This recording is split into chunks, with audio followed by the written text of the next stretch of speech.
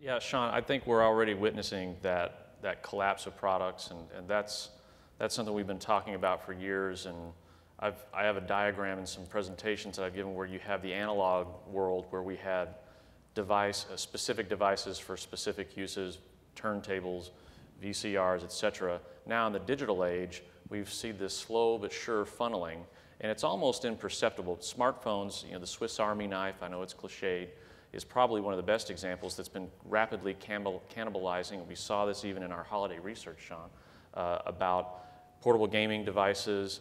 The PND market, portable GPS, has certainly been severely impacted with turn-by-turn directions and maps on smartphones. So that's probably one of the first. Tablets now also, we may see that collapse into, as I mentioned before, with the laplet. Again, I don't really like that word, but you know, is that another collapse into just one product? Stop using it. Stop using it, okay. I don't know how else to describe it, a hybrid or something. Yeah. Yeah, at the same time, I mean, I think if you heard the conversation with, you know, with Intel and some of the things they were talking about, I think there's still markets out there that are well suited for single-purpose devices. E-ink still does well in some of the e-reader categories. That hasn't been completely cannibalized by tablets. You know, they mentioned Flip, and that category did very well as a single-purpose, well-defined, you know, product category. So while the smartphone is taking on a lot of these tasks, at the same time, we're seeing a lot of other categories launch. You know, CES this year will have, or in 2013, we'll have a variety of health and fitness products. That was also mentioned today, and it's been mentioned in some of the other sessions at Industry Forum. So if you look at that, we build off of that hub device, and so I think we're going to see a lot more of that. You use the smartphone or the tablet to provide connectivity to these other devices, and you build off of that. So maybe you don't have another camera, or you don't have some of these other devices because those sensors are built into the phone. You don't have a GPS, you don't have a camera. Those sensors all built into the phone, but there are other sensors that aren't built into the phone, and so you'll need devices that house those sensors, whether it's, you know, we've seen over the past years ski goggles that have sensors built into them that can do things that the smartphone can't do.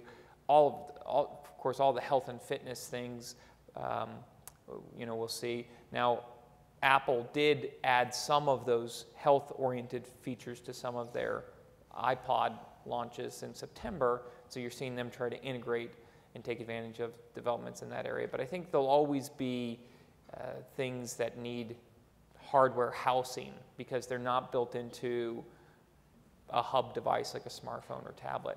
I think the other key thing is you get a significant mismatch in life cycles. So if you look in the home video category, TVs last 9 years on average. Consumers have about 3 of them, so they're buying a new TV about every 3 years. But for things like set-top boxes, it has a much shorter life cycle, and so you can push innovation to some of those devices, and that's why we've never, ever really gotten away from set-top boxes. I mean, there's other factors driving that as well, but because they have much shorter life cycles, you can push the innovation to that edge, and it's easy to bring a set-top box in. The price point is often lower, and I think you'll continue to see that type of thing happen. And when a lot of the innovation is software defined is where it becomes a trickier story for for hardware. So pretty much anything a portable navigation device can do, one could also do on a smartphone because it has that connectivity and it has that layer, that software layer. And so it'll be harder for it to compete head-to-head with the smartphone. It'll need to offer some type of differentiated experience. It's true, and I mean, thousands of innovations are introduced every year at CES, and as products, like you said, Sean, die off, other products rush in to fill the gap. Take cameras, for example, in digital imaging. Point and shoot declining, well, so what does the industry do? Well, you had point and shoot, and then you had digital SLR, and there was really nothing in between. It was a pretty basic point and shoot experience or more of a prosumer experience, and you had to the consumer had to kind of cross that divide. Well, as the consumer has gained experience with digital photography, what did the industry do? Well, we brought forward this new class of product, compact systems, that we've only had, that innovation's been around for a few years, interchangeable lens, to kind of create a midpoint that consumers can step up to. And so as we see point and shoot cameras impacted by smartphones, there's a little bit less ownership there and buying propensity in some of our forecasts. And Chris, you can speak to that, certainly. A new product has come in to kind of fill that gap. But again, I think it's happening, this collapse of products. What's filling in on the margins? Software, services, cloud.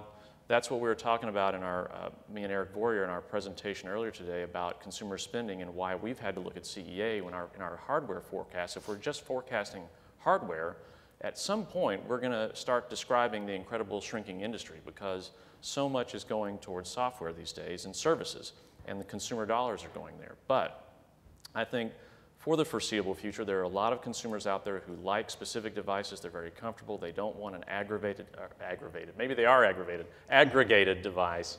So they like these specific devices that they can use and leverage for different tasks. And I don't see that changing. That may take a generation before we're all comfortable with just a handful of devices that do a lot of different things via software. Yeah, and I think as a product matures and as ownership rates go up, consumers look for that differentiated experience, whether it's in a different form factor like compact systems. But we had 80+% ownership for digital cameras. And of the 20% who didn't own, we saw in our ownership and market study that half of them said over the next year they'll buy a digital camera.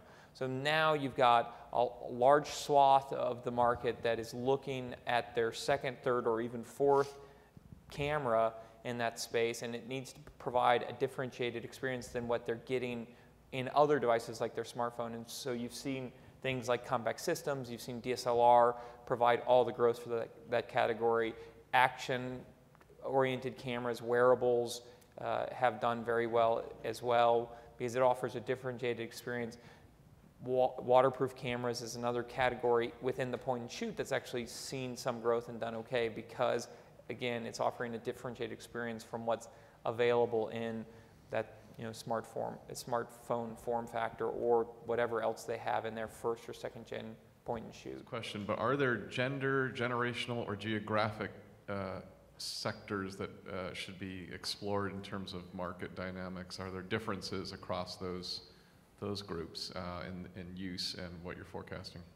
Well, I think there's certainly for age, I'll just start with age. I mean, I think that we've spoken and touched on the different convergence, but I think that sometimes, for example, parents might say, well, it's fine if my child has a digital camera, but they're not ready for a smartphone yet. So therefore, what we're seeing in a lot of our data is that parents in particular are sort of being a little selective about what they want their children to maybe have or have access to or wait for an appropriate time, smartphone being an example.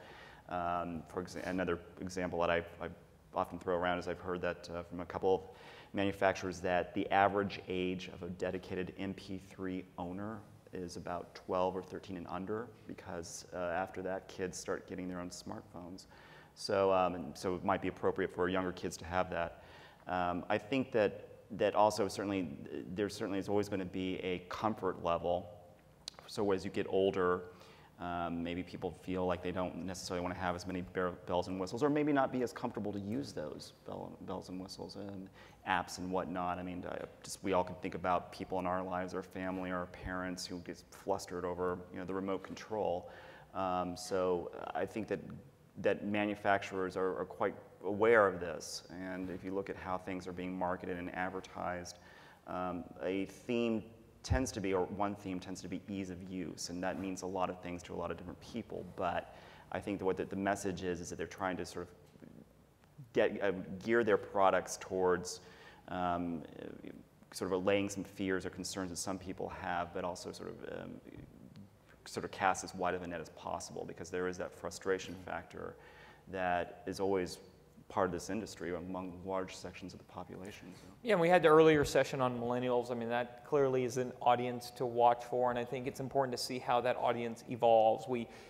The research that Rhonda presented shows that they're doing things differently than others. I think, to me, the big question is, do they continue to do things differently as they age? And so I think those are some of the really interesting questions to come as we look at some of these first digital natives, if you will.